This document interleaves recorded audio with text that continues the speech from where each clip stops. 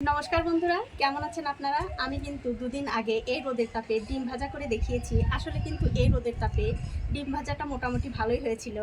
তো আমি আজকে এই রোদের তাপে ভাত রান্না হয় কিনা সেটাই আজকে একটু দেখব। তো তার জন্য এখানে দেখতে পাচ্ছেন ভাতের হাঁড়ি আর চাল নিয়ে চলে এসেছি।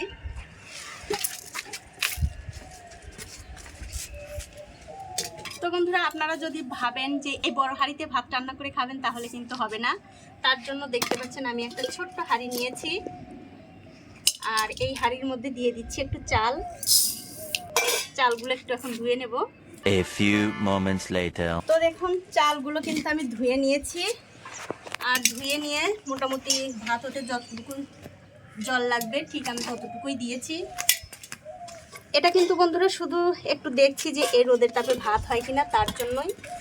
এখন একটা ঢাকা দিয়ে আমি 2-3 ঘন্টার জন্য রেখে দেবো। আর অবশ্যই কিন্তু আমি মাঝে মধ্যে এসে এই ঢাকাটা খুলে দেখবো যে ভাতটা ঠিকঠাক হচ্ছে কিনা। 1 hour later. 1 ঘন্টা পর আমি দেখতে আসছি আসলে ভাত যে রান্না করতে দিয়েছি তার কি অবস্থা।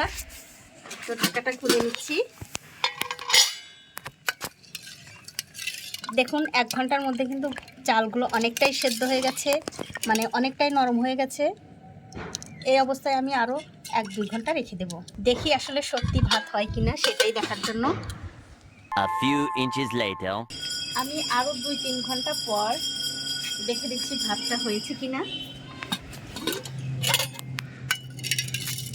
দেখুন বন্ধুরা, আসলে কিন্তু ভাত হয়নি, মানে আমারই ধারণা ভুল ছিল এটা, যে এই রোদের তাপে ভাত হয়ে যাবে। ভাত হয়নি, চালটা শুধু একটু নরম হয়েছে। তো বন্ধুরা, আপনারাও কিন্তু এই সত্যটা যাচাই করতে পারেন। তো ভিডিওটি যদি আপনাদের ভালো লেগেই থাকে অবশ্যই একটা লাইক, কমেন্ট আর শেয়ার করতে ভুলবেন না।